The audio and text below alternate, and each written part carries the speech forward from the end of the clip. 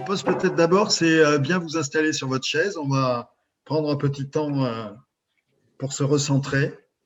C'est important. Donc, en faisant attention au poids sur sa chaise, en faisant attention à dresser son dos. Donc, ça, c'est le genre de rituel que je fais régulièrement, hein, comme on fait dans un dojo.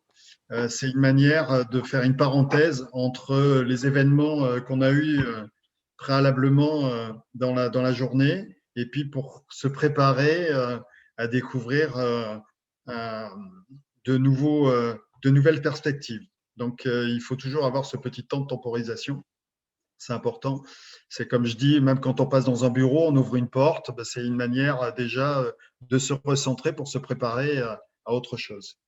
Donc, vous installez bien, vous faites attention, vous mettez votre conscience dans vos pieds, dans vos hanches, dans la colonne vertébrale. Si vous en avez envie, le goût, vous pouvez fermer les yeux tranquillement. Sinon, vous pouvez les garder également ouverts. Et puis, inspirez, expirez en regardant juste votre respiration tranquillement.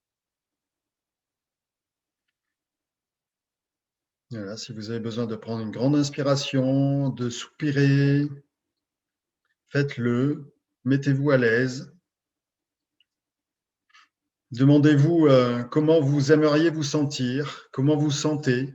Est-ce qu'il y a des tensions dans votre corps? Et s'il y en a, ben juste les constater et essayer de mettre de la respiration dedans, remettre un peu de mouvement si vous avez envie de bouger un peu. N'hésitez pas. Peut-être détendre les bras aussi, vous étirer.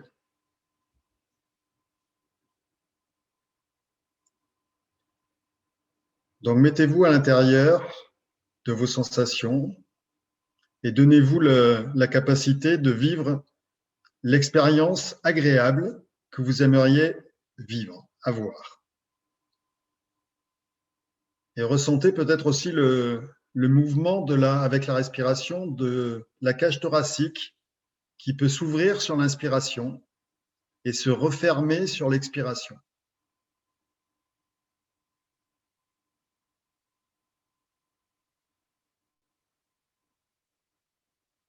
Vous respirez tranquillement. Alors, on peut se sentir parfois impuissant à des circonstances extérieures. C'est pourquoi il faut aussi retrouver notre bouton power de notre puissance intérieure. Et ça passe par la respiration principalement pour nous connecter à notre sagesse intérieure. Comme le philosophe Comte Sponville, peut-être vous connaissez, en donne une superbe définition. Hein, c'est la sagesse est un maximum de bonheur dans un maximum de lucidité. Donc, après avoir pris une grande inspiration, une grande expiration, vous pouvez ouvrir les yeux si vous les avez fermés. Et puis, on va démarrer cette conférence dans une nouvelle disposition, avec comme titre, hein, apprendre à canaliser ses tensions pour gagner en sérénité et en vitalité. Donc, comment installer votre sécurité intérieure? Eh bien, d'abord, il va falloir réinitialiser son système nerveux. Parce que nous avons oublié que nous sommes avant tout un animal pensant. Là où on a tendance à croire que nous sommes un penseur sur pattes, ou comme j'aime bien dire, un taxi cérébral. En réalité, nous sommes avant tout cet animal qui a besoin d'être rassuré, car nous ne sommes pas faits et nous ne sommes pas programmés pour le bonheur. Hein. Il nous faut créer le goût du bonheur. Si nous nous laissons gouverner par notre système nerveux, c'est justement parce que celui-ci est là pour nous protéger contre les différentes menaces tout au long de notre parcours, de notre quotidien. Donc, c'est dans ce sentiment de stress, hein, c'est ce dernier qui l'emporte bien souvent, comme on peut le voir, sur nos pensées objectives. On parlait tout à l'heure des accords Toltec. Hein, on essaye effectivement dans le mental de se donner des bonnes directions et c'est important et c'est chouette. Mais il faut aussi faire attention justement à si on ne domestique pas notre système nerveux, en fait, le stress s'empare de nous assez rapidement. Et là, on a forcément des pensées qui ne sont plus tout à fait objectives. Ça me fait penser en fait à cet effet tunnel cognitif qu'on peut tous subir dans le cadre de notre travail. On a tous des compétences, mais on perd une faculté sous pression. Et la difficulté, c'est effectivement de garder notre compétence malgré la pression. C'est ce qui est arrivé notamment, alors en exemple, je ne sais pas si vous vous rappelez, en 2019, il y a eu un crash d'un avion, le vol de Rio, c'était en mai 2009. Et en fait, le pilote, lui, a perdu pied parce qu'il a eu à un moment donné sa boîte noire, la boîte noire, pardon, le pilotage automatique, il ne fonctionnait plus. Et il s'est retrouvé à tirer sur le manche et à se retrouver à une telle altitude qu'à un moment donné, l'avion est parti carrément en décrochage. Donc, c'est important d'avoir conscience de ça et donc d'apprendre à canaliser nos tensions. Donc, ça ne va pas résoudre tous nos problèmes, hein, comme j'ai expliqué là sur la droite. J'ai dit attention parce que canaliser nos tensions, c'est aussi une manière d'apprendre à nettoyer ce que nous avons dans le corps. Mais par contre, tout ce que l'on met à l'intérieur, c'est comme si vous souquiez un bateau et puis que le bateau continue à recevoir de l'eau à l'intérieur. En fait, on peut souquer en faisant plein d'exercices de respiration, mais si on rajoute toujours de l'eau, en fait, ça ne va pas avoir un grand effet. Donc, c'est un peu le point de vigilance que je voulais vous apporter là-dessus. Faire bien attention donc à ce que la respiration peut avoir un impact sur notre système nerveux, mais encore faut-il aussi travailler sur notre façon de percevoir le monde, parce que celui-là a aussi un impact très fort pour alimenter les tensions que nous avons. Donc, par rapport à ça, qui suis-je ? Donc, d'abord, j'ai été chef d'entreprise pendant 35 ans. J'avais un cabinet de courtage d'assurance avec une équipe de plus de 10 personnes. Et je me suis lancé, donc depuis 3 ans, j'ai vendu mon cabinet parce que je me suis toujours intéressé à l'intelligence collective. Et donc, j'ai développé des compétences en tant que facilitation. De toute manière, la facilitation, j'ai envie de dire, c'est aussi une des qualités qu'on doit avoir en tant que chef d'entreprise. Si on veut amener les gens à soi, il faut être capable de les écouter et d'alimenter justement cette capacité d'intelligence collective. Et puis, dans le même temps, j'ai pratiqué les arts martiaux sur la même période, hein, pendant 35 ans, j'ai pu mêler les deux. Donc, c'est pour ça qu'effectivement, j'ai toujours été passionné par ce lien corps-esprit que nous allons aborder, et surtout la manière dont les rituels martiaux peuvent nous aider dans notre vie quotidienne et dans notre vie professionnelle également.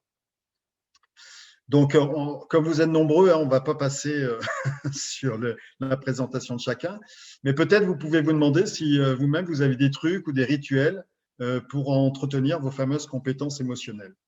Voilà. Noël en avait justement en expliquant qu'elle écoutait et qu'elle essayait de s'approprier les accords Toltec. Je trouve que ça peut être une bonne voie, mais il peut y en avoir aussi d'autres. Chacun doit s'approprier les siennes à un moment donné. Donc, les rituels, en fait, martiaux, je les ai retenus dans le monde de l'entreprise parce qu'ils sont gages d'efficacité. Hein, ils ont fait leurs preuves pour polir notre état d'esprit. Ils sont particulièrement utiles dans un monde VUCA, hein, ou VICA, comme on dit en français, avec beaucoup d'incertitudes qu'il va falloir affronter. Donc, canaliser nos tensions, c'est la capacité de le faire principalement dans son paroxysme, c'est-à-dire le conflit. Hein, c'est là où, dans nos relations, nous subissons le plus la pression. Et comment le faire ? En apprenant à respirer correctement, car c'est le premier moyen pour rester lucide, hein, disponible, en améliorant sa qualité de présence à soi. Et donc aussi sa mobilité, sa capacité d'être agile. On parle beaucoup de l'agilité dans l'entreprise, et donc c'est important. Donc, on va faire un premier test par rapport à votre respiration. Vous allez juste vous pencher comme si vous vouliez récupérer un objet qui est par terre. Donc, vous penchez comme ça, et puis vous regardez ce qui se passe. Si vous voulez commenter ce que vous avez pu voir sur votre respiration, n'hésitez pas. Je laisse un petit peu de temps. Alors, on n'a pas les vidéos, mais si vous voulez commenter, c'est avec plaisir. On est un peu bloqué au niveau respiration. C'est ça, oui. La plupart du temps, voilà, on se penche, on veut découvrir quelque chose, on a tendance à se mettre en apnée, à se coincer un peu, effectivement. Donc, ça crée des tensions physiques. Alors, la question, c'était d'où viennent nos tensions? Ben, elles viennent avant tout d'une crispation physique, comme on vient de le faire, qui crée des micro-apnées. Et évidemment, après, c'est notre agitation mentale qui va en rajouter en créant de l'anxiété, de la peur, du stress. Et donc, également, tout ça est alimenté par notre tour de contrôle, qui est notre système nerveux, qui nous alerte à chaque menace pressentie pour notre intégrité physique, évidemment, mais aussi pour notre ego, qui, lui, va défendre notre identité, celle que nous avons créée. Donc, le problème, c'est qu'à force d'accumuler des tensions, nous nous rendons dans l'impossibilité d'agir efficacement, comme si, en fait, vous connaissez peut-être cette histoire aussi de l'arbre qui tombe, qui fait toujours plus de bruit que la forêt qui pousse. Et on arrive par cette inflation de tension, de pression, à ressentir cette incapacité d'agir correctement. En nous coupant finalement des murmures de notre inspiration, tout simplement. Donc, nous vivons en fait une crise de l'attention. Cette crise de l'attention, donc, c'est poser notre attention sur notre corps, sur notre respiration, pour voir ce qui se passe à l'intérieur. C'est ce que nous avons fait au début. Car nous téléchargeons, comme je l'ai dit, de nombreuses informations au quotidien, et de plus en plus. L'infobésité est une réalité. Et donc, tout cela a tendance à nous décentrer avec une perception de menace et éventuellement aussi des sollicitations et des distractions par ailleurs. Donc, l'incertitude, j'en parlais tout à l'heure, est à son comble et il s'agit pour nous de savoir transformer cela en courage pour apprendre à innover, à rebondir et se servir de l'incertitude justement pour ouvrir le champ des possibles. Et je parle de lâcher prise parce que c'est un peu l'injonction paradoxale qu'on entend souvent.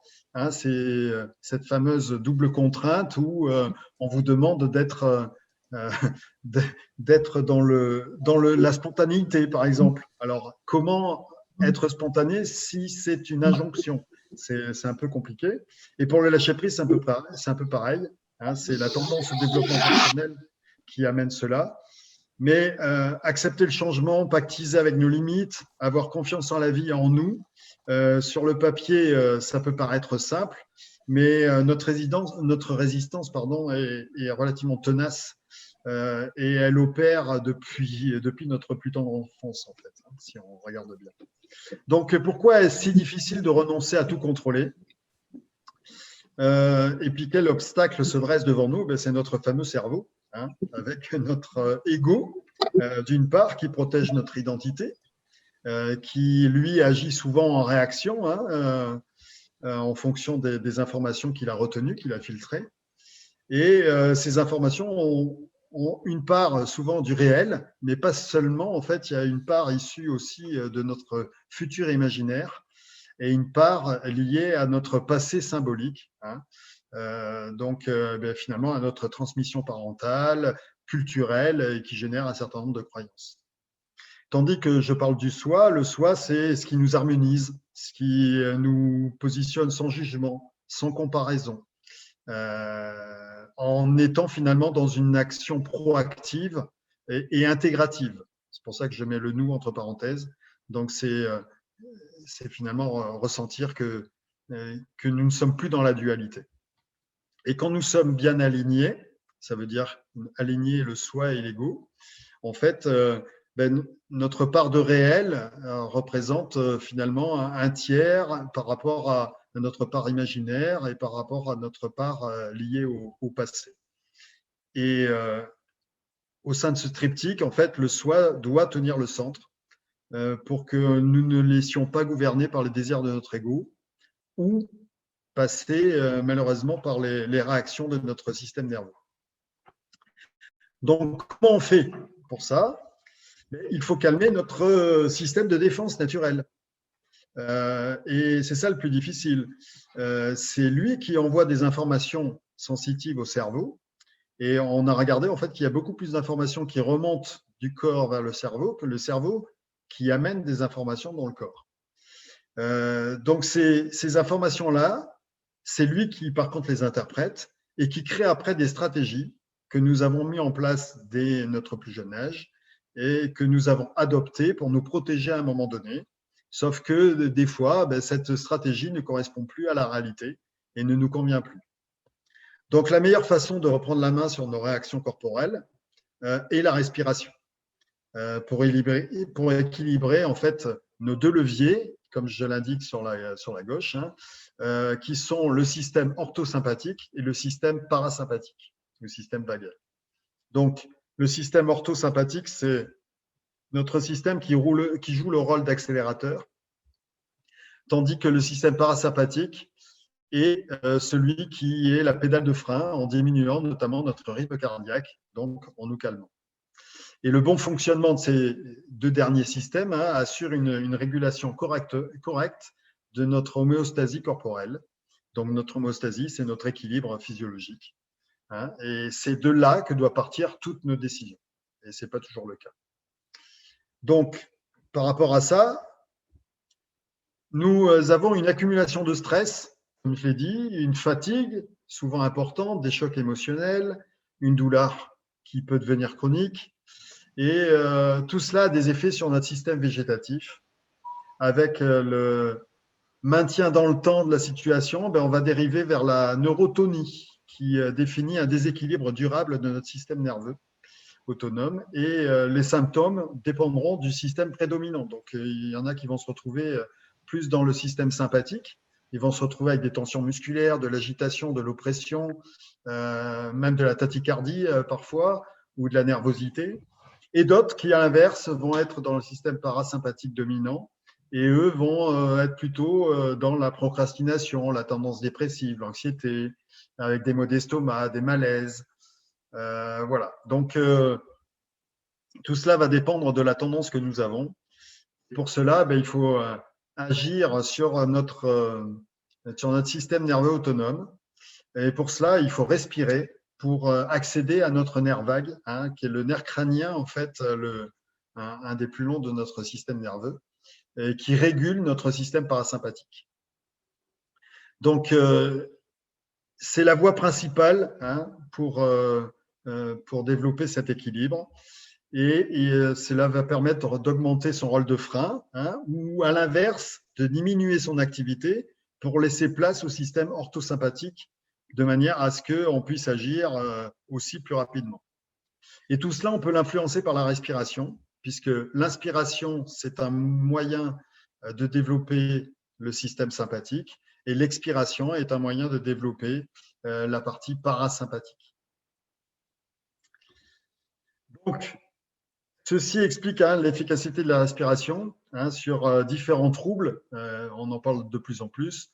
On redécouvre un peu cet art de la respiration pour contrôler notre stress, notre anxiété, diminuer nos inflammations. Ça joue aussi sur l'hypertension, l'insomnie ou le manque de sommeil, parce qu'il n'y a pas que l'insomnie, et la dépression.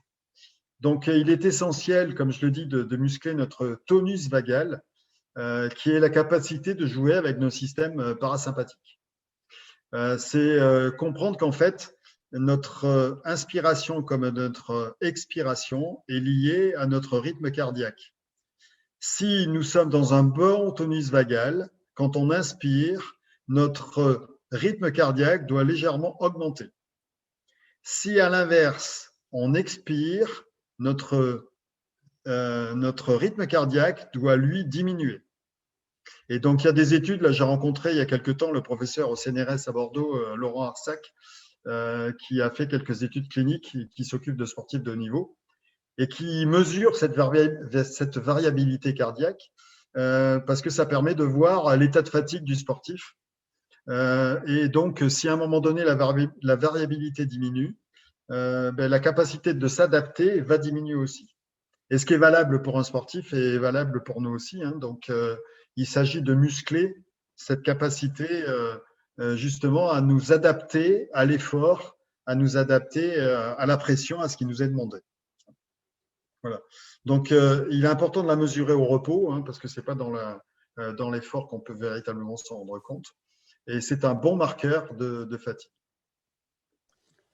Autre point important. Oui, vas-y. Non, je lis, je suis peut-être en avance, 30 respirations explosives. C'est quoi que tu appelles une respiration explosive? Ah. Non, parce que je suis un peu dans l'hypertension, tu vois. Si tu peux me donner un truc, ça m'arrange. Avec plaisir. Mais alors, je vais le donner, mais juste un préalable. La respiration explosive, il faut une certaine habitude pour la faire. Il faut s'entraîner. C'est une respiration d'ailleurs qui va nous permettre de travailler le diaphragme, comme on va le voir après. Elle se passe comme ça. Donc, en cours d'accouchement. Pardon. Un peu ça, oui. Mais d'ailleurs, c'est utilisé un peu. Effectivement, tu m'y fais penser. Mais c'est exactement ça. C'est une manière de relâcher son diaphragme. La difficulté dans cette respiration, bien souvent, c'est qu'on prend trop d'air. Alors qu'en fait, il faut se contenter d'expirer. Il ne faut pas se contenter d'expirer. Il faut expirer volontairement, mais se contenter d'inspirer naturellement. Et c'est ça qui est difficile. La plupart du temps, on mélange la bouche et le nez, là où en fait, naturellement, quand je souffle, je dois inspirer naturellement par le nez. Et quand j'ai l'habitude, je le fais de plus en plus vite. Et quand je parle de 30 respirations explosives, c'est faire ça de manière à ce que le diaphragme puisse travailler et que du coup, ça apaise l'ensemble de notre tonus vagal. Voilà. Ça répond à ta question? Ouais, je pense que j'aurais besoin de cours, mais bon, on en reparlera après. Avec plaisir. Donc justement, on enchaîne sur ce fameux diaphragme parce que le diaphragme, hein, c'est un muscle, mais qui a des fibres contractiles. Et en fait, bien souvent, justement, toutes ces fibres ont tendance plus facilement à se tendre qu'à se détendre. Se détendre, ça doit être quelque chose qui doit être pratiqué avec une intention. Et c'est ce qui cause la plupart du temps nos problèmes quand nous avons des douleurs dorsales, lombaires, cervicales, comme malheureusement c'est des maux de plus en plus répandus. Alors, c'est effectivement lié à la position qu'on peut avoir sur la chaise, mais lié aussi à notre respiration, parce que quand on respire correctement, en fait, la position se cale aussi naturellement. Donc, c'est important d'en prendre conscience. Alors, je vous ai mis un astérix parce qu'en fait, le diaphragme était vu déjà par les Grecs, hein, d'où la signification de phrénos, qui signifiait esprit ou pensée. Donc, le diaphragme est véritablement le centre du lien corps et esprit. Donc, c'est important de travailler et on y a accès à part par des massages profonds ou par la respiration. Et ce qu'il faut savoir, c'est que ce diaphragme doit rester en mouvement dans un espèce de tonus, un peu comme un élastique, comme j'explique souvent dans mes cours, c'est-à-dire que cet élastique doit être ni trop mou, parce que quand on appuie dessus, l'élastique ne réagit pas, ni trop tendu, parce que si on appuie dessus, à l'inverse, il va casser. Donc, c'est trouver cette bonne tonicité, puisque le diaphragme, c'est en fait un parachute avec deux coupoles, et il doit pouvoir être suffisamment mobile. Et il agit sur l'ensemble de nos fascias. Les fascias, en fait, c'est ce qui enveloppe notre corps. C'est une espèce de collagène qui enveloppe l'ensemble de nos organes. Et ces fascias doivent être souples et mobiles également. Ça, c'est important. Donc, je parlais du massage des viscères. Donc, elle se fait par la respiration, sachant que nos organes à l'intérieur sont recouverts de muscles lisses et on n'a aucun moyen de pouvoir les détendre si ce n'est par, encore une fois, les massages ou une bonne respiration. Et enfin, ce diaphragme est lié à nos psoas. Et les psoas sont souvent le réceptacle de nos émotions et sont souvent très contractés. Donc, il faut apprendre à libérer un peu nos hanches. C'est pour ça que je réapprends souvent à marcher aussi. Oui, je suis témoin. Et c'est fou ce qu'on marche mal. On crée des tensions en marchant. On en rajoute. J'ai juste Sandra qui pose la question si la respiration du feu en yoga est une respiration explosive. Est-ce que tu connais la respiration du feu en yoga? Oui, mais elle n'est pas explosive, c'est autre chose.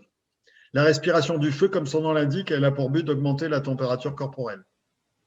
La respiration explosive, elle a pour but de travailler surtout sur la souplesse de son diaphragme et la récupération après ces tensions.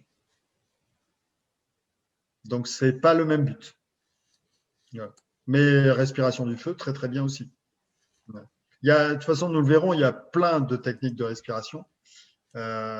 L'important, c'est que toutes ces techniques, en fait, il faut comprendre qu'elles ont juste un intérêt de nous donner une ouverture de champ des possibles, que ce diaphragme puisse s'adapter le plus facilement aux situations. L'intérêt, il est surtout là, hein, en fait.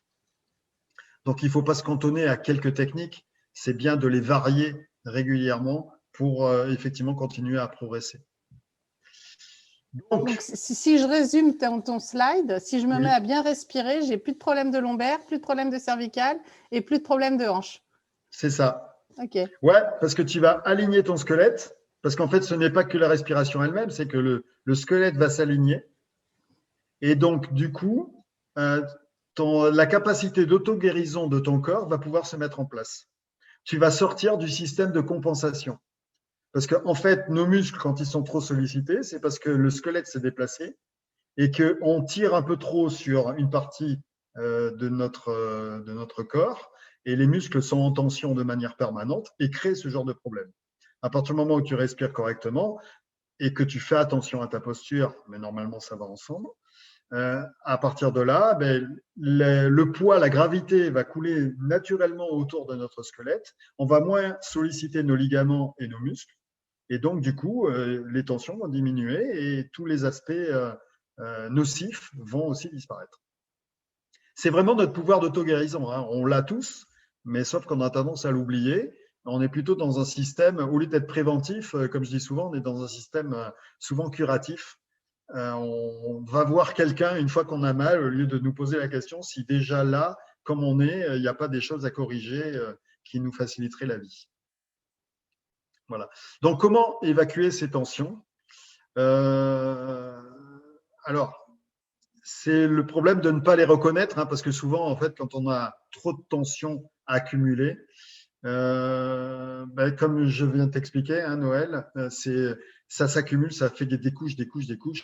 Et moi, je le vois d'ailleurs avec les élèves quand je les ai. Au départ, ils ont évidemment des problèmes cervicales ou ce genre de choses. Et puis après quelques temps, déjà, ça diminue. Donc, ils ont l'impression d'aller mieux puisqu'il y a du relâchement. Sauf que souvent, je leur explique que ce relâchement-là n'est pas encore le relâchement tel qu'il devrait retrouver une position naturelle. Mais c'est déjà tellement agréable qu'il y a cette envie de se dire « Ah ben voilà, c'est bon là ». En fait, non. Le relâchement, c'est quelque chose qu'on doit cultiver en permanence. Et faire attention et avoir cette capacité d'introspection sur nous, sur la manière de se tenir, sur la manière dont on place son squelette. En fait, c'est une habitude à prendre, hein. Au début, c'est pas évident parce que, comme je disais tout à l'heure, quand on est un animal pensant, c'est sortir de cette idée qu'il y a notre tête et puis le corps, on verra après. En fait, plus on va prendre soin de notre corps, plus notre tête ira bien. Et c'est vraiment ça qu'il faut comprendre. Et le système nerveux est entre les deux, en fait. Et c'est lui qu'il faut apprendre à domestiquer. Donc, la seule manière d'évacuer les émotions, c'est de nous lancer dans le mouvement. Sinon, ça crée une accumulation qui peut créer soit un épuisement et on est dans la dépression, soit, comme de plus en plus le vivent aussi, un burn-out où on est dans la surcharge mentale jusqu'à un moment donné où on est complètement grillé. Et tout cela, au départ, pour avoir en suivi quelques-uns, ça démarre toujours d'un mauvais sommeil. Il y a toujours des signes préventifs. Ces mauvais sommeils, c'est commencer à avoir des maux somatiques, des problèmes de digestion, des problèmes juste de tension corporelle. Tout ça, c'est des signaux qui doivent nous alerter pour nous dire qu'il faut changer notre hygiène de vie, d'une manière ou d'une autre. Et donc, l'émotion, c'est quelque chose qui doit nous traverser. Mais elle ne peut nous traverser que si nous sommes relâchés. Si on n'est pas relâché, si, comme vous l'avez vu tout à l'heure en essayant de récupérer quelque chose, ou si vous vivez un moment stressant, on n'est pas relâché, la tension qu'on vit, elle ne va pas nous traverser, elle va rester. Elle va se figer dans nos fascias, dans nos ligaments, ainsi de suite. Donc, c'est ça qu'il faut éliminer. Et j'utilise, comme beaucoup d'autres personnes dans ce côté-là, les techniques de tremblement, parce que trembler pour le corps, c'est sain, en fait. Comme hurler, comme voilà. Il y a aussi les techniques du rire que vous connaissez, ce genre de choses. D'une certaine manière, c'est une manière de libérer de la tension. Ça ne suffit pas, c'est pas tout, mais c'est déjà pas mal. Donc, justement, j'enchaîne là-dessus sur les différentes techniques. Donc, il y a l'importance du sport, de la marche. Tous les médecins le disent d'ailleurs, marcher, c'est important, c'est 30 minutes par jour. Du mouvement. Alors justement, en fait, la différence, c'est que ce n'est pas faire un jogging avec un casque audio à la tête. Il faut être dans l'intention, dans la conscience de soi. Si on n'y est pas, on perd tous les bénéfices de cette activité, à part le côté cardiovasculaire, parce que courir au départ, c'est bon quand même pour le cœur. Mais ce qui est important, et des études l'ont montré de plus en plus, c'est que le mouvement doit être complexe. Il doit générer de la conscience corporelle. Sinon, il ne va pas pouvoir diminuer les tensions. Et donc ça, c'est important. Évidemment, un autre moyen que tout le monde connaît, c'est la parole, pour exprimer ses mots, M-O-T-S ou M-A-U-X, ça revient au même. J'en parlais aussi avec le rire tout à l'heure. Donc la fibrillation, donc si vous connaissez la méthode TRE pour faire trembler les psoas, voilà. Puis il y a évidemment les massages sur le plexus solaire, un certain nombre de techniques qui marchent que j'utilise, et on en verra une d'ailleurs après. Alors, je regarde le temps quand même. Ouais, ça avance, il faut que j'avance sur le truc. Donc voilà, mais c'est important de comprendre que le mouvement doit être en conscience. Sans cette sensation-là, en fait, on perd pas mal de bénéfices. Et c'est pour ça d'ailleurs que je mets que la méditation et la sophrologie peuvent être de bons moyens, mais souvent ils ne suffisent pas parce qu'ils ne vont pas travailler en profondeur. C'est l'inverse en fait. Pour profiter pleinement de la sophrologie et de la méditation, il faut éliminer déjà les tensions physiques qu'on a dans le corps. Tant qu'elles ne sont pas suffisamment éliminées, en fait, on ne va pas profiter, même si ça fait du bien, mais on ne va pas profiter pleinement de ces effets parce que la méditation n'a pas comme seul but de nous relaxer, mais d'atteindre des niveaux de conscience plus élevés. Quand je dis élevé, c'est juste d'avoir la capacité en fait de passer d'ondes delta, nous sommes habituellement, aux ondes θ. Donc, c'est des ondes qui ralentissent notre système d'intelligence cognitive et qui nous rend beaucoup plus lucides, avec une capacité de discernement beaucoup plus grand, comme si le temps se ralentissait. On le vit quand on est dans le flow. C'est aussi un terme qu'on utilise assez souvent dans le sport. Mais le flow, c'est le moment où on se rend compte qu'on est à la fois calme et complètement vigilant, complètement attentif dans notre travail. Et là, on dépote. Et je suis sûr que ça vous arrive à toutes. On l'a expérimenté en faisant du Lego Serious Play, le flow. Voilà. C'était intéressant. Voilà. C'est super intéressant. Oui, c'est clair. On a une question sur le fait de savoir si pleurer, ça libère les tensions. Oui, c'est important. Donc, on peut pleurer souvent ? En fait, autant que besoin, en fait. Comme je dis souvent, s'il y a cette tension qui vient et cette émotion qui vient, il faut la laisser traverser. Parce que c'est comme ça qu'au fur et à mesure, les choses vont pouvoir diminuer. D'ailleurs, les psychothérapeutes le savent bien parce qu'ils ont toujours des gros paniers de mouchoirs. Parce que quand on va dans le cabinet, on dépose nos émotions, on dépose nos difficultés. Et souvent, on a envie de pleurer et c'est tant mieux. C'est au contraire, on se libère de ce poids, de cette charge. On est dans une société où, en fait, on a appris à faire l'inverse. Et pour ça que le terme canaliser ses tensions, il faut faire attention, hein, parce qu'il ne faut pas que ça soit pris comme le côté où je contrôle, hein, je vous l'ai dit. C'est au contraire apprendre à lâcher prise. Et lâcher prise, ça se cultive justement par la respiration pour accéder après à des techniques comme la sophrologie, la méditation ou aller voir un psychothérapeute et travailler beaucoup plus en profondeur sur ses émotions parce qu'évidemment, il y a des origines psychologiques à travailler aussi derrière. Donc, pour savoir où on en est par rapport à notre niveau de résilience, on peut se poser ces questions-là. Hein. Est-ce qu'on communique facilement avec les autres ou on vit dans le conflit? Est-ce qu'on sait travailler en équipe? Est-ce qu'on sait être créatif? Hein? Est-ce qu'on est engagé, impliqué dans son travail ou bof, quand on y va le matin, on traîne un peu les pieds? Voilà, est-ce que vous êtes tourné solution? Il faut se poser toutes ces questions. Et donc, une fois qu'on a décelé nos tensions, et c'est bien ces tensions physiques qu'il faut apprendre au départ, eh bien, il faut apprendre à respirer. Donc, on va déjà s'amuser à faire quelques tests. Hein. Vous allez juste prendre chacune une grande inspiration. Allez-y.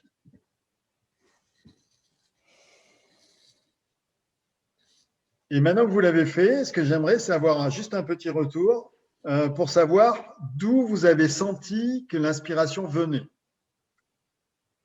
D'où où l'air passe dans votre corps.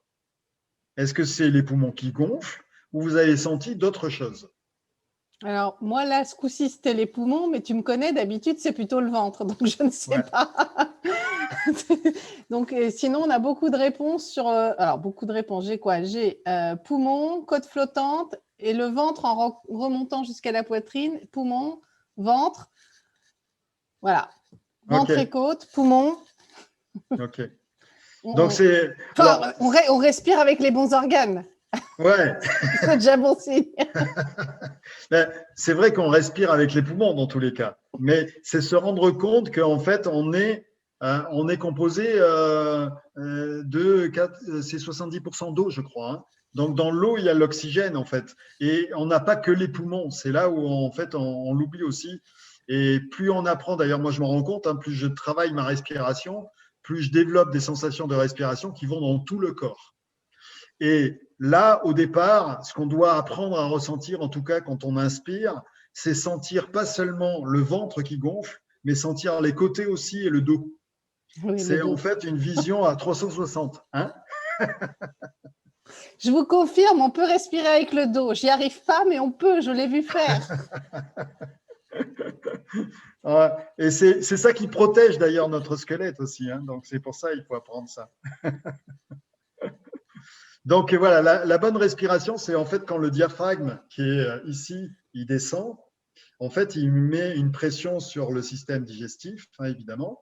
Mais si on a un bon alignement et une bonne tonicité, on doit sentir pas seulement le ventre qui gonfle, mais également tout le côté et le dos derrière. Sinon, ça veut dire qu'on met trop l'accent sur les abdominaux. Et ce n'est pas bon pour les muscles transverses parce que ces muscles vont se relâcher au fur et à mesure.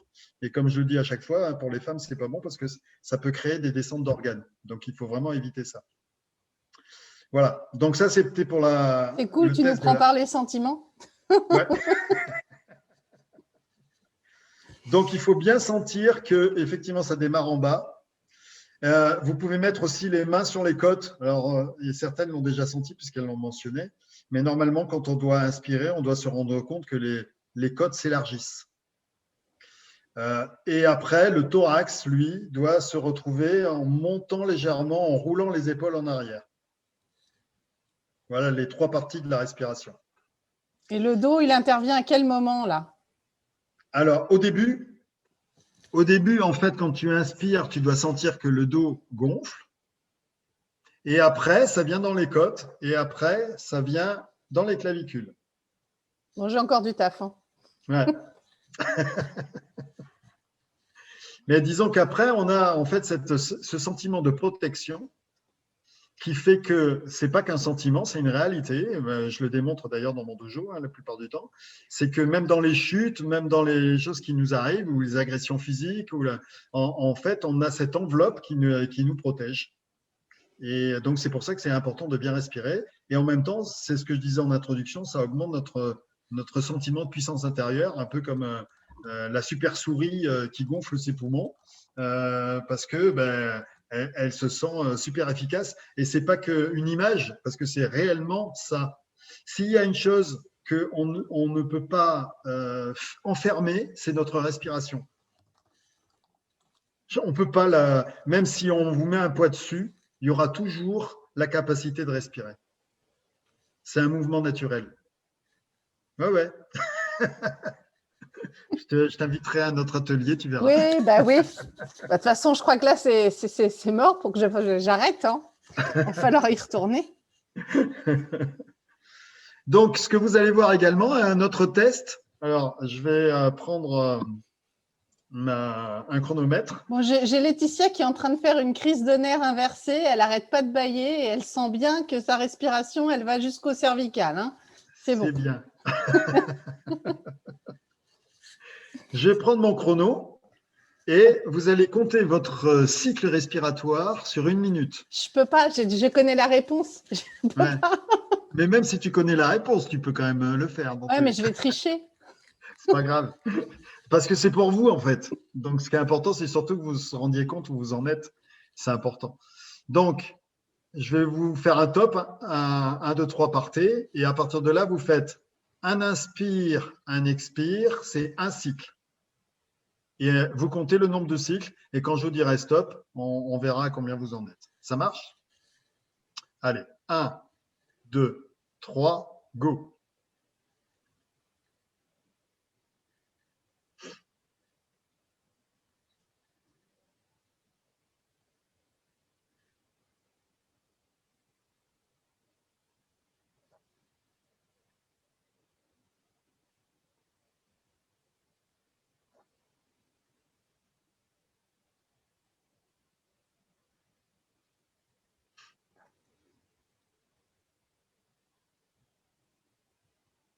On en est à la moitié.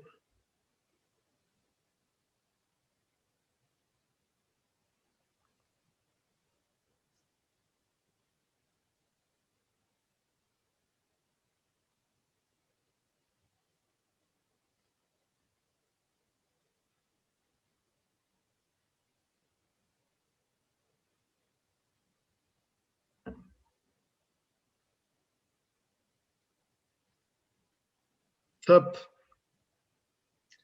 Donc, c'est quoi les résultats? 11. 11. C'est mieux? Ouais, ben oui. Oh là là, attention. Alors, attends, j'ai… purée, ça va trop vite. Faut que je remonte. Alors, 12, 9, 8, 14, 16, 8, 8, 7, 11, 8, 9, 15, 7, 7,5, 6, 11, 10, 6, 6, 10,5, 10, 15, 15, 10, 8, 10, 20. Oh là là, 20, c'est pas bon, Nathalie. 7, 4. 4, on a un yoga. On a un maître yogi. 4. De toute manière, tout ce qui est en dessous de 10, j'ai envie de dire, c'est bon. Voilà, c'est un bon score. On va dire que globalement, quand on est comme là, au repos, qu'on est tranquille, ça doit correspondre, bon an, mal an, à peu près à la cohérence cardiaque. Donc, on doit être à peu près sur 5 secondes inspire, 5 secondes expire. Ça nous fait 6 cycles de respiration par minute. Ça, c'est quand on est tranquille et qu'on est au repos. Donc, j'ai envie de dire jusqu'à 10, ça passe. Voilà. Entre 10 et 15, ça veut dire qu'il y a un peu de travail à faire encore. Et au-delà de 15, il y a un sérieux travail à effectuer pour améliorer les choses. Alors, je vais revenir un petit peu justement sur la posture par rapport à ce que disait Noël et l'importance d'ailleurs de respirer par le dos. Si vous avez un mur pas très loin, moi je vais tourner la caméra pour que vous puissiez voir. En fait, vous allez vous mettre contre un mur, comme ça. Vous me voyez ou pas? Ouais. Oui, on te voit, on te devine. D'accord. Donc, vous mettez les mains contre le mur et puis vous inspirez et vous poussez. Si vous inspirez et que vous vous avez tendance à inspirer un peu trop en haut. Quand vous allez pousser avec les bras, vous allez tomber en arrière. Alors que normalement, si on inspire bien, et vous pourrez le faire aussi pour vous en rendre compte, hein, on inspire bien avec les hanches en bas, ben, quand vous allez pousser, en fait, vous allez pouvoir vous maintenir et la force du mur va passer dans les pieds. Alors, attends, on pousse avec quoi? Vous poussez, là, vous mettez les poings ou les mains sur le mur. Ouais. Et en vous mettant assez proche de manière à ce que les bras ne soient pas tendus. Ok, alors on est en position, Vous êtes comme ça, les pieds dans l'alignement des hanches et tout ça, là? C'est ça? Ouais, c'est ça, position debout normale. Et là, ici, ce que vous faites, vous tendez les bras contre le mur. D'accord. D'accord? Et si quand vous les tendez, ça part en arrière, parce qu'il y a le mur, ben, c'est que vous respirez un peu trop en haut et pas assez en bas. Si vous arrivez à inspirer bien vers le bas, en fait, vous allez sentir que la pression va augmenter dans les pieds. Vous essayez? Ouais, alors moi, je suis sceptique. Hein. Eh ben, c'est pour ça qu'il faut le faire. La meilleure, justement, c'est quand on est sceptique, c'est de tester.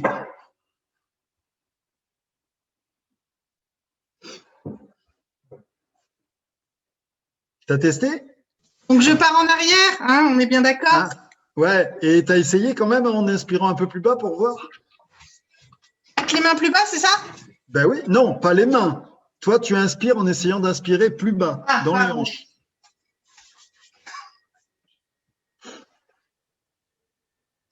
Mais je recule quand même.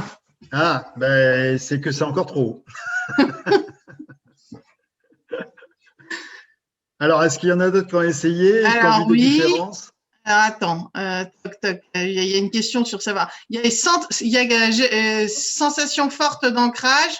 Il y a Laetitia qui n'est pas sûre d'avoir tout bien saisi. Et j'ai Pascal qui dit ça fonctionne. Moi non plus, je n'ai pas bien compris. Hein, je suis désolée. Alors, c'est compris, c'est-à-dire l'exercice contre le mur? Mais oui, parce que on respire, on est plié, les coudes pliés, c'est ça au départ? Oui. Donc, on tend les bras. Je tends les bras. Ouais, et si ça bouge en arrière. Les pieds, Comment? Sans déplacer les pieds? Ah ben sans déplacer les pieds, oui. Voilà, ça va en arrière. Bah oui, c'est logique en même temps, Hubert. Et non. Oui, mais si on tend les bras, on peut pas. Le mur, il va pas se déplacer, c'est normal. Ah, mais ça, on est complètement d'accord. Mais c'est-à-dire qu'à un moment donné, on doit sentir qu'on ne peut pas tendre les bras parce qu'en fait, tout va dans les pieds. Ah ouais. Donc, du coup, on sent que l'énergie, elle va en bas et on s'ancre de plus en plus. D'accord. Bon, moi, je recommencerai après. Ouais, avec plaisir. Merci, monsieur. Donc, à essayer. En tout cas, quand on prend l'habitude, c'est un bon exercice d'ancrage, en tout cas pour tester qu'on est bien ancré ou pas. Voilà. Donc, je poursuis. Alors, il y a plusieurs techniques de respiration. Vous en connaissez peut-être certaines. On va aller un peu vite parce que comme je voudrais faire les exercices après, on a parlé de la respiration du feu, mais il y a plein de respirations. Hein. On ne va pas les évoquer là. Ça fera l'objet peut-être d'un autre atelier plus tard. Mais on va déjà se concentrer sur quelques exercices après. Donc, sachez que toutes ces respirations, en fait, elles ont vraiment pour but de travailler sur notre tonus vagal, dans tous les cas, pour trouver une respiration qui est ample, légère et développer notre conscience de soi. Alors, qu'est-ce que j'entends par conscience de soi? J'ai envie de vous le faire sentir également. Vous allez prendre votre main et vous allez la mettre devant vous, main droite, main gauche, peu importe. Et vous vous concentrez sur votre main. Vous vous concentrez de plus en plus sur votre main. Alors, normalement, vous devriez commencer à sentir des petits picotements, comme si la main gonflait un peu, ou peut-être plus de chaleur. Vous devez sentir progressivement, en vous concentrant vraiment, en mettant votre attention sur votre main. C'est fou, je sens ma paume. Génial. Voilà, super. Et maintenant que vous y êtes, vous mettez juste l'autre main à côté et essayez de voir s'il y a une différence. Normalement, vous allez voir une énorme différence. Oh bah oui, c'est sûr. Voilà. En tout cas pour moi. Voilà, mais normalement pour tout le monde. Donc, l'idée, c'est comprendre que la conscience de soi, la conscience corporelle, ça part de là. Et cet exercice que je vous ai fait avec une main, on doit en fait se ressentir, j'ai envie de dire, de la tête aux pieds, presque quasi en permanence. À partir de là, on est vraiment dans le réel, on est vraiment dans la capacité d'être lucide en fonction de ce qui nous arrive et de bien, pour le coup, maîtriser les tensions qu'on peut ressentir, les émotions, écouter les murmures de tout ça et évoluer en fonction de ça. C'est vraiment le Graal, c'est le but du jeu, il est là. On a quelqu'un qui nous dit que sa main devient plus chaude et l'autre qui dit c'est bizarre comme sensation. Oui. Ah ben c'est bizarre au début quand on n'a pas l'habitude, ça c'est sûr. Donc voilà, je voulais vous faire comprendre ça parce que c'est important de développer cet aspect-là. Alors, il y a un mythe également qui est à bannir, à revoir, c'est que souvent on a l'impression qu'on manque d'oxygène. Et en fait, c'est exactement l'inverse. C'est le docteur Constantin Bouteïko, hein, c'est un Russe, qui a vu la similitude, la synchronicité entre l'hypertension, entre autres, mais aussi plein d'autres maladies, et la tolérance qu'on a au CO2. Et ça a été démontré notamment avec ce qu'on appelle l'effet Bohr, hein, qui est aussi connu depuis longtemps, pourtant, qui est en fait à comprendre que le CO2 qui s'installe dans les cellules va permettre l'assimilation de l'oxygène qui est apporté dans le sang. Et que si on met trop d'oxygène dans le sang et qu'on ne tolère pas assez bien le CO2 dans les cellules, en fait, l'échange gazeux va se passer pas très correctement. Donc là où on croit qu'on manque d'oxygène, souvent, c'est quand on a perdu la capacité de nous habituer à tolérer justement ce CO2 dans notre organisme. Donc c'est important de le travailler. C'est pour ça en fait que quand les gens paniquent, tu les fais respirer dans un Oui. sac en papier.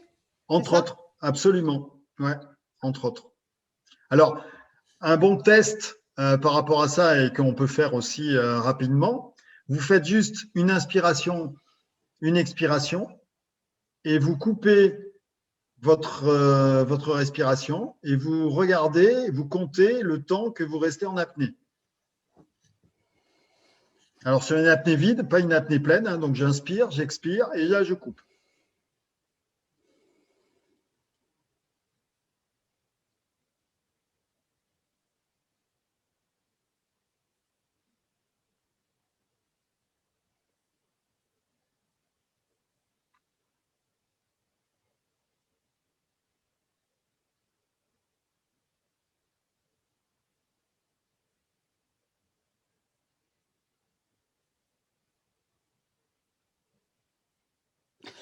Ouais, 20. Je peux plus. Ben, c'est déjà pas mal. mais non, mais je sais. Il y en a sur cet exercice, il ne dure pas longtemps. Mais, ouais, il y a 13, 16. Mais je sais, pour avoir discuté que la respiration, c'est un réflexe et qu'on peut se débarrasser de ce réflexe et que ça peut être dangereux, par exemple, pour les gens qui font de l'apnée. Oui. Alors, de ce réflexe de quoi? D'apnée? Non, de respirer, en fait. Oui. Alors, oh, justement, purée, normalement… 40, elle a compté trop vite, c'est pas possible. Selon le docteur, un bon état de santé, on doit être capable de tenir au moins 30 secondes. Ah bah purée, je suis vraiment mal alors. Ça veut dire que sinon, en fait, c'est pas compliqué de comprendre ça, hein, on oxyde trop vite notre corps. On est en train de le rouiller, c'est ça que tu es en train de dire. Ben oui, quelque part, parce qu'en fait, on met trop d'oxygène et comme on ne tolère pas suffisamment le CO2, on s'empresse de respirer trop. C'est ce qui crée d'ailleurs après cette surventilation et c'est cet effet où en fait, on a une respiration trop rapide. Quand on a une bonne tolérance au CO2, on peut expirer longtemps sans que ça nous gêne. Donc, c'est pour ça que c'est important de travailler là-dessus aussi. D'accord ? Un autre phénomène, c'est les micro-apnées. Il y a alors que beaucoup sont en télétravail, mais de toute façon, même quand on ne l'est pas, il y a des études américaines qui ont montré qu'à chaque fois qu'on ouvrait un mail, on avait tendance à rentrer en apnée. on avait une micro-apnée, comme peut-être si on reçoit un courrier recommandé en se disant qu'est-ce que ça cache. Alors, je ne pense pas que c'est tous les mails. Hein. Disons qu'il y a des fois des mails assassins. On se dit, waouh, je vais en avoir pour une tartine, ça va pas me plaire. Donc, c'est faire effectivement attention à ça. Hein. Comment on va faire ça? Alors, on va faire un autre test là-dessus. Vous allez d'abord, donc je vais prendre à nouveau un chrono. Vous allez prendre votre rythme cardiaque. Donc, vous savez comment faire. Hein. Vous mettez soit les mains ici, mais l'idéal, c'est de l'avoir ici au niveau de l'avant-bras. Donc, je vous laisse… Il faut mieux faire bras droit ou bras gauche ou peu importe? Peu importe, peu importe. Mon cœur ne bat pas, Hubert. Je ne t'entends rien. Et je vais juste compter 15 secondes et vous allez juste mesurer votre pouls sur ces 15 secondes. D'accord? Donc, j'espère que tout le monde est à peu près prêt. Donc, je vais vous dire stop. 3, 2, 1, stop. Hein. 3, 2, 1, stop.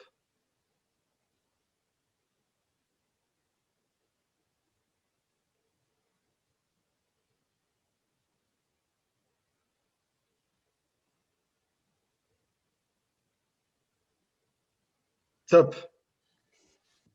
OK, donc les scores, peu importe, hein, vous le gardez pour vous. Par contre, gardez bien ce chiffre en tête. Et alors maintenant, on va faire juste un petit exercice où vous êtes assis sur votre chaise et vous allez vous relever, vous asseoir 3 fois. Ça marche?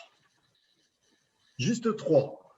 Et une fois que c'est fait, vous reprenez votre pouls. Alors, je vais attendre. Normalement, les 3 fois, c'est assez rapide. Reprenez votre pouls et mesurez. Alors, attention, 3, 2, 1, stop.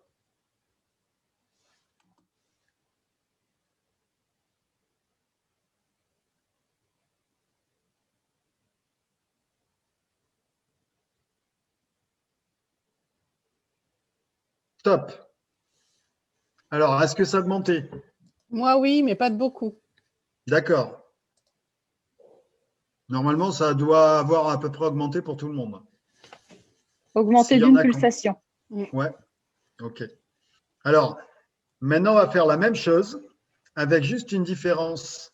Vous allez inspirer en montant et expirer en vous asseyant. Donc, Sherazade, tu as dit j'ai du mal à sentir mon poulet. Excuse-moi. La faim commence à guetter. Donc, vous allez inspirer en vous relevant et vous allez expirer en descendant. D'accord? J'inspire, j'expire. Et je réinspire. Et 3 fois pareil. D'accord? Allez-y.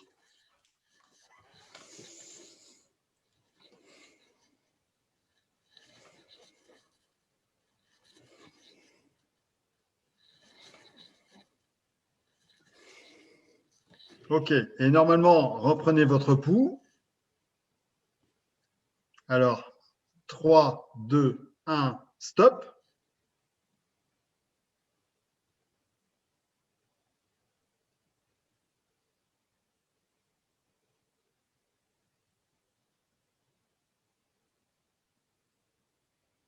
Stop. Alors, différence? Moi, je suis redevenue comme avant. Ouais, normal. Alors, normal aussi, parce que justement, ce que vous voyez, en fait, c'est que quand on ajuste bien sa respiration avec son mouvement, ça ne crée pas de tension dans le corps. Donc, on est beaucoup plus disponible, beaucoup plus agile pour que les choses donc, se passent correctement. D'accord? Donc, il faut vraiment arriver à concilier les deux en permanence. Est-ce que vous avez d'autres remarques ou des choses? Non, il y a juste Sherazade qui dit que son poulet ne marche pas, mais sinon tout va bien.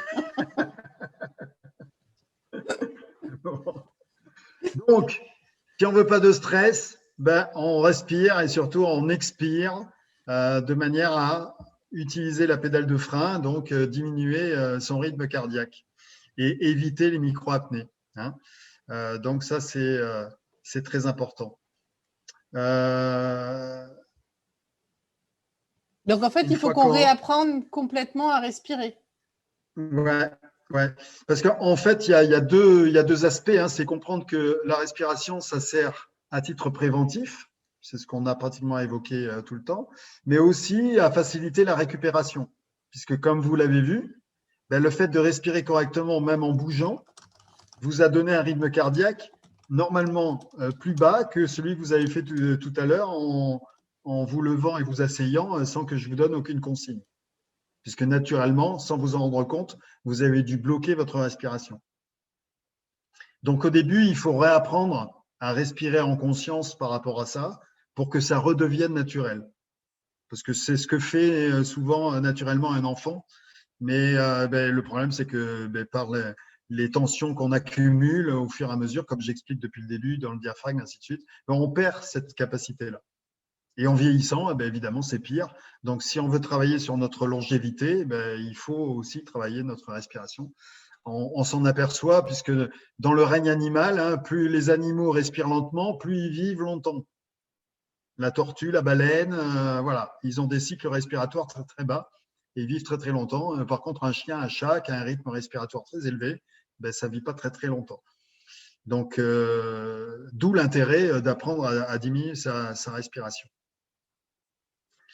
Donc, pour prévenir les apnées, on en est là, hein, c'est apprendre la respiration complète.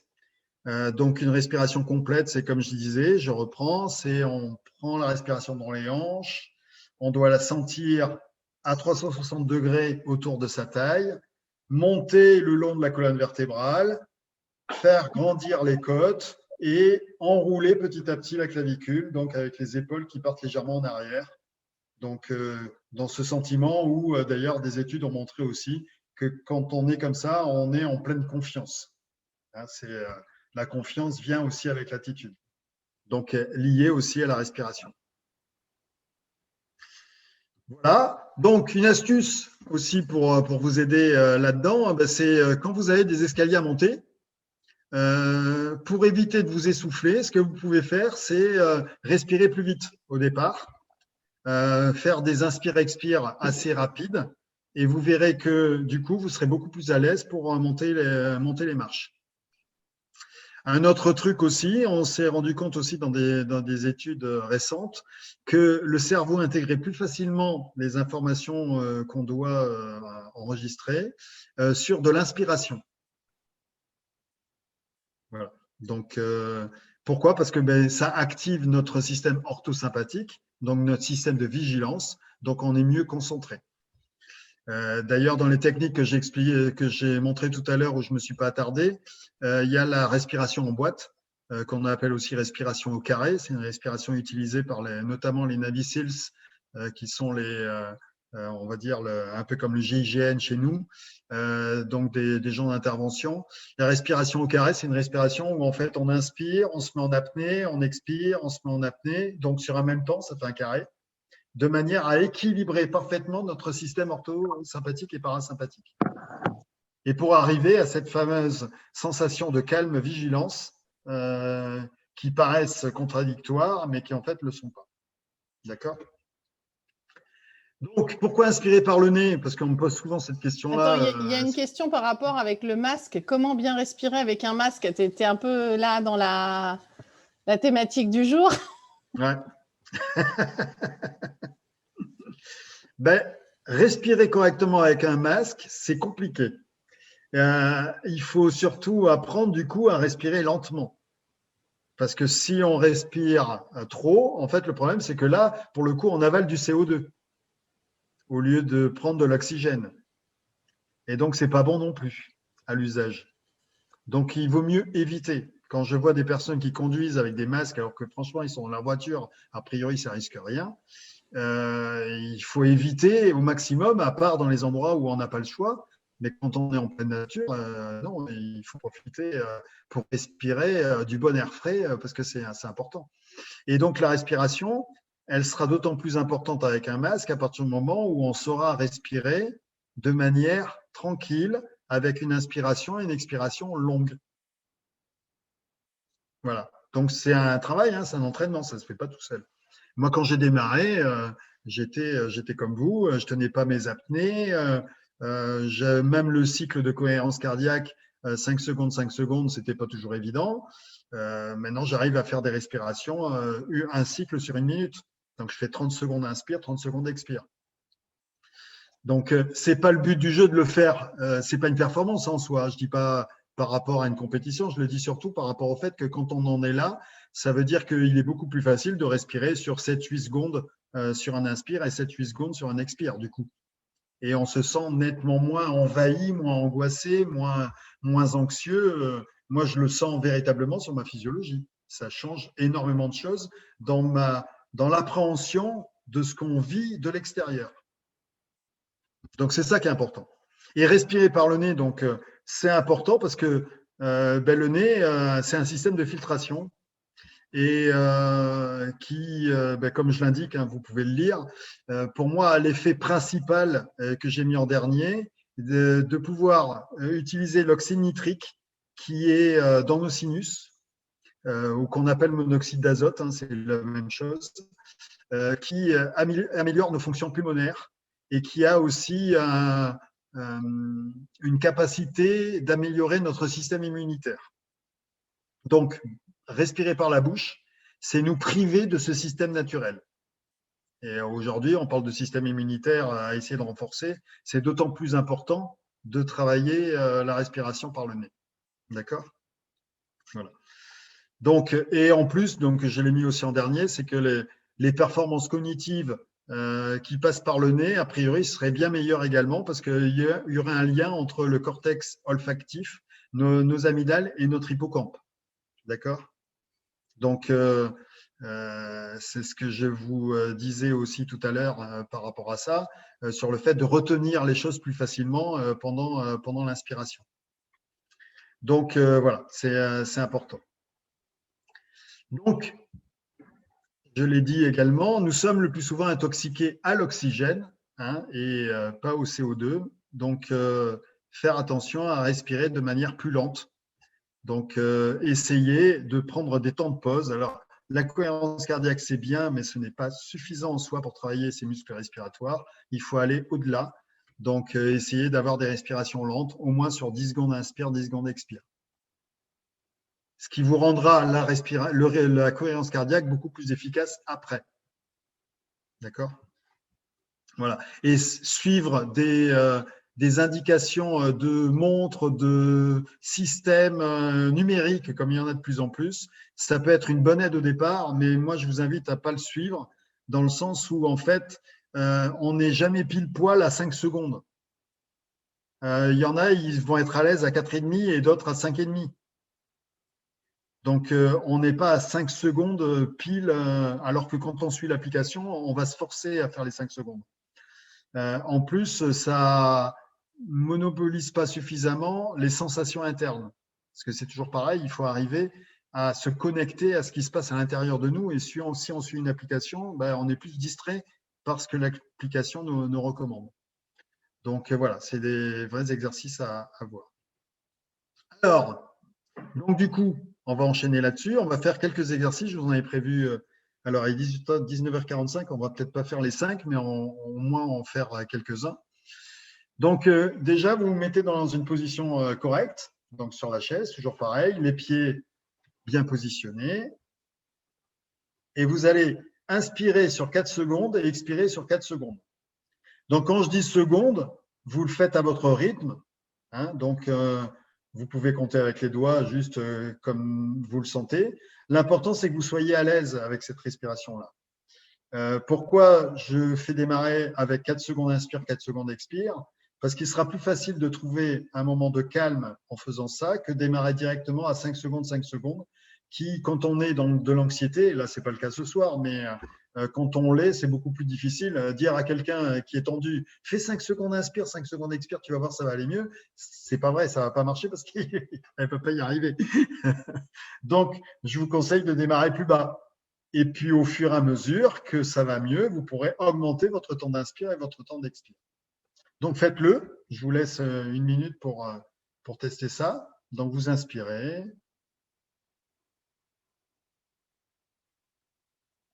Et naturellement, quand vous avez envie d'expirer, vous lâchez, vous expirez.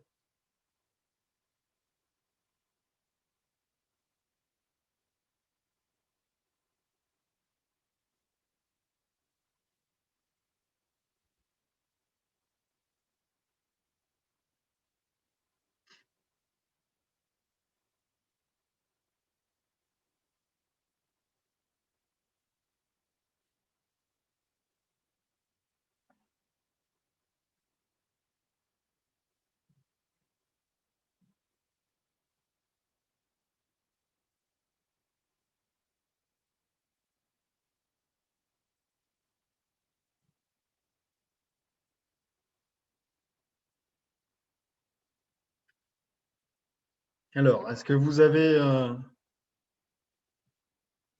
pu vous rendre compte un peu de dans quel état ça vous met Est-ce que Alors vous moi, avez des j'ai remarques toujours le même problème. J'ai plus de mal à garder une inspire longue qu'une expire longue.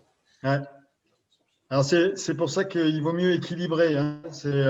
Si tu as du mal dans ce sens-là, reste pas sur le déséquilibre, en tout cas. Oui, oui, oui. Essaye. Voilà. Toujours pareil, hein, pour accorder à la fois le système sympathique et parasympathique. Au moins là, hein, quand on a besoin, au contraire, d'aller au lit, au contraire, on peut allonger le parasympathique. Donc, on va expirer plus longtemps. Donc, ils se sentent plus zen et ça les calme. Bon. Voilà super. les retours. Génial. Donc, on va passer à un deuxième exercice.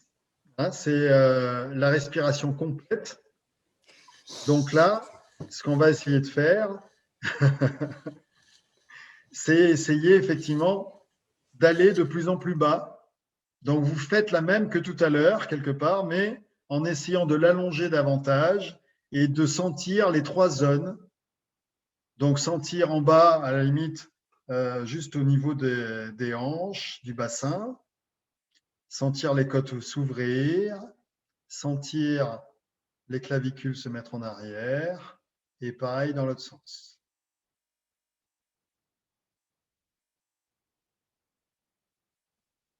Je vous laisse une petite minute pour goûter si vous voyez des différences ou pas.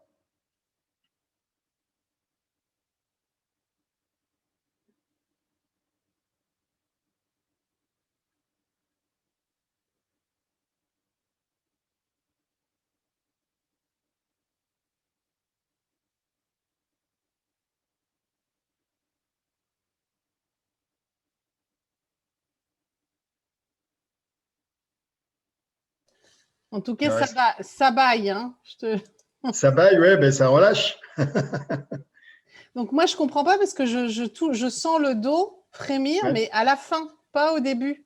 D'accord. À la fin, c'est-à-dire à la fin de l'expire. À la fin de l'inspire. À la fin de l'inspire. Mais ça a déjà remonté en haut quand le dos frémit en bas.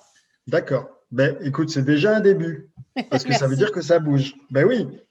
Hein, en fait, c'est un bon exercice. Moi, j'ai dit souvent, quand on prend sa voiture, on peut se rendre compte que si on a une bonne respiration, on doit se sentir mieux calé dans son siège. On doit sentir que le dos épouse le siège. Voilà.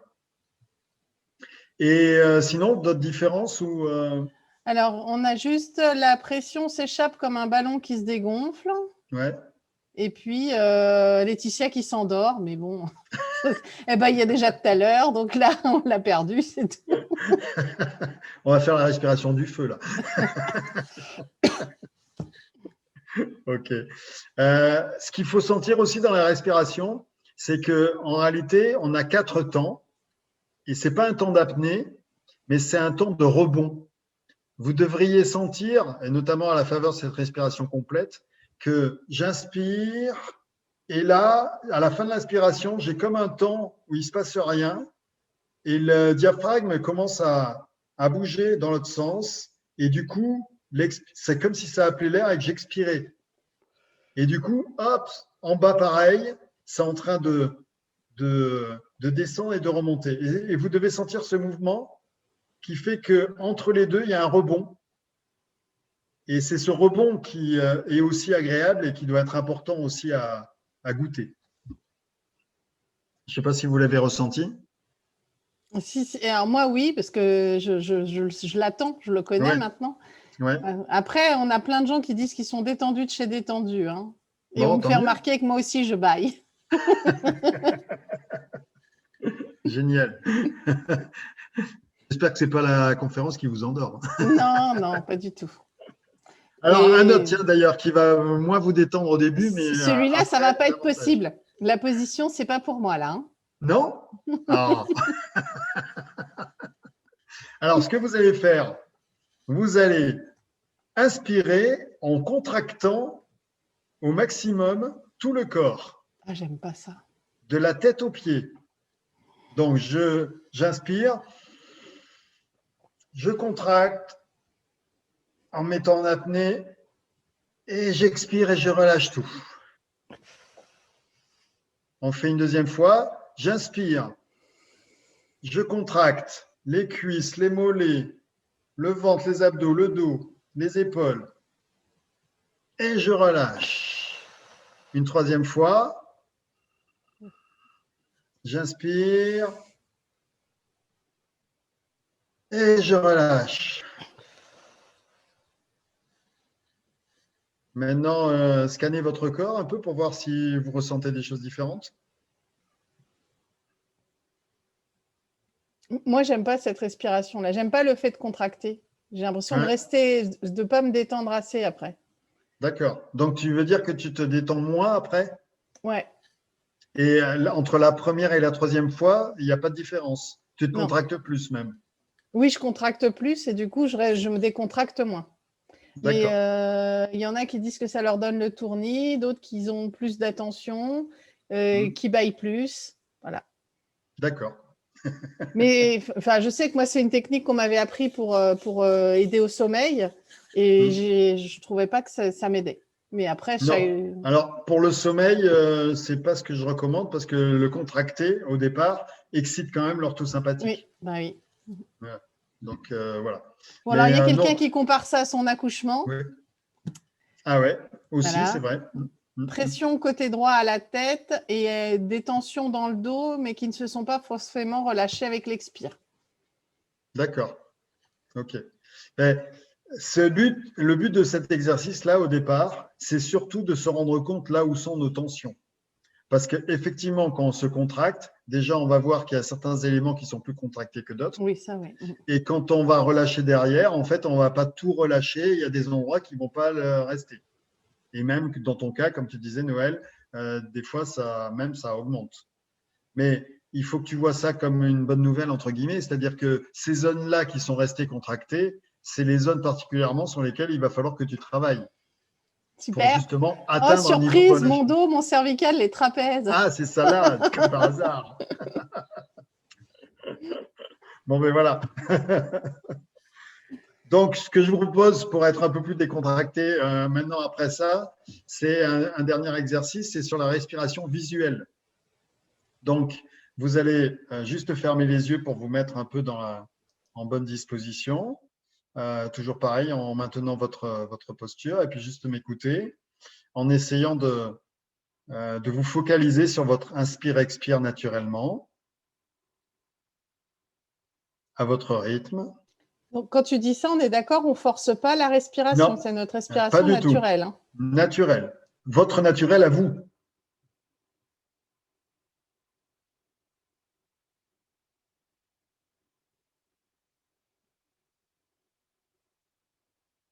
Et je vais vous demander de mettre votre attention et votre conscience, comme on l'a fait tout à l'heure avec la main, en sentant que vous inspirez par la main droite, que l'air monte le long de l'avant-bras, du bras, de l'épaule, et passe de l'autre côté dans le bras gauche, et expire côté gauche, jusqu'au bout des doigts. J'inspire par la main droite, je fais rentrer l'air jusqu'à mon cou, et j'expire en passant par l'épaule gauche, le coude gauche, le poignet gauche, jusqu'aux phalanges.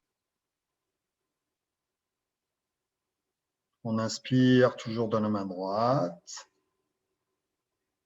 Et on expire par le bras gauche, jusqu'au bout des doigts. Et maintenant, vous allez inspirer comme si l'air entrait par le pied droit. Vous le faites aller jusqu'au genou droit, en passant par la cuisse, jusqu'à la hanche. Et quand vous êtes à la hanche, vous expirez par la jambe gauche, le genou gauche, la cheville gauche et le pied gauche. J'inspire par la jambe droite jusqu'à la hanche et j'expire par la jambe gauche jusqu'au pied gauche. Une troisième fois, j'inspire par la jambe droite et j'expire par la jambe gauche.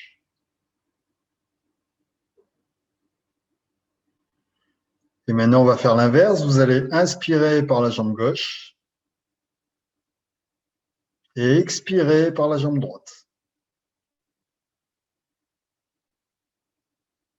J'inspire par la jambe gauche jusqu'aux hanches et j'expire par la jambe droite jusqu'au pied droit. Une troisième fois, j'inspire par la jambe gauche et j'expire par la jambe droite.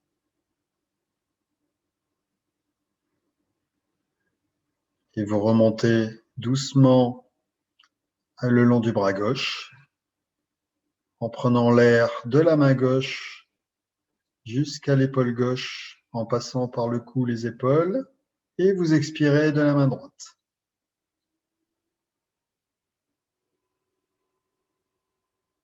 J'inspire de la main gauche, coude gauche, épaule gauche, cou, et j'expire par l'épaule droite, le coude droit, le poignet droit, jusqu'à la main droite. Une dernière fois, j'inspire du bras gauche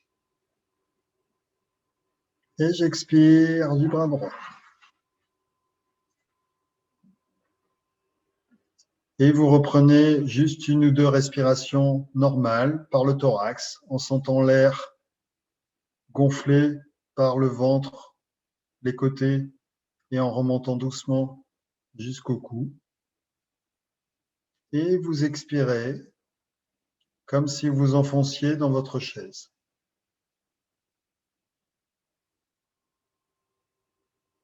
Une deuxième fois, on inspire. On sent le centre de son corps, le long de la colonne vertébrale, et on expire pareil, le long de la colonne vertébrale, comme si le souffle descendait jusqu'au sacrum. Une dernière fois, on inspire.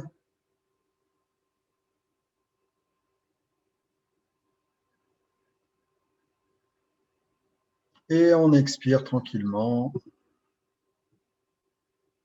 Et on peut ouvrir les yeux.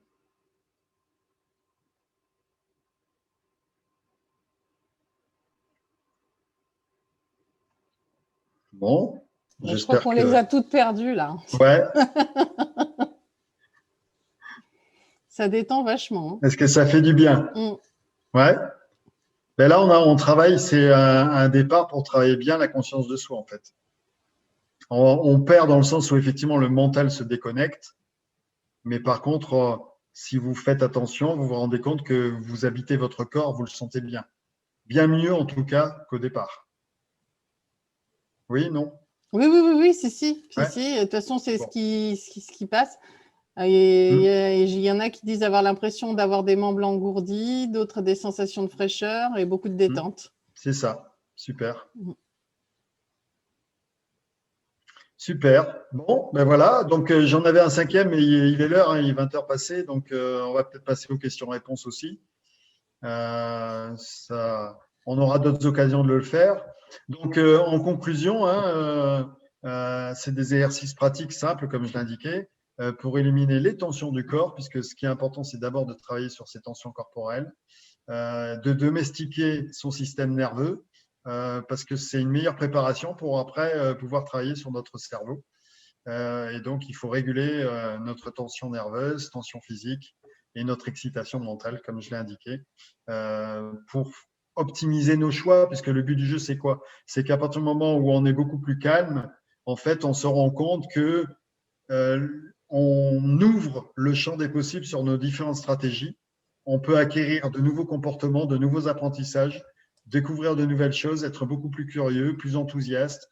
Enfin voilà, c'est la porte ouverte à toutes nos potentialités qui sont déjà là, mais qui sont souvent cachées et muselées par les tensions qu'on a accumulées. Voilà. En fait, tu conclus en disant qu'on programme son cerveau par la respiration. On programme d'abord notre système nerveux par la respiration. Et du coup, comme notre système nerveux est beaucoup plus calme et détendu, en fait, on va pouvoir accéder à notre néocortex qui, lui, est capable de bien analyser les choses, parce qu'on a besoin aussi de ça. Donc, de bien les identifier, les analyser, d'avoir les bons feedbacks et à partir de là, de prendre les bonnes décisions.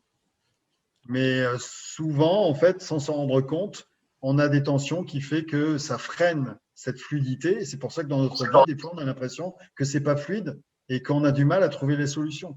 Mais on a du mal parce qu'on a ce tunnel cognitif qui fait qu'on est embarqué par toutes les problématiques et on ne voit pas toutes les potentialités qu'il y a autour.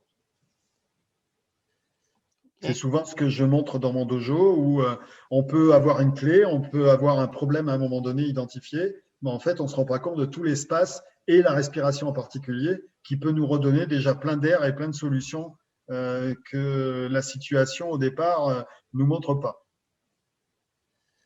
Tout à fait.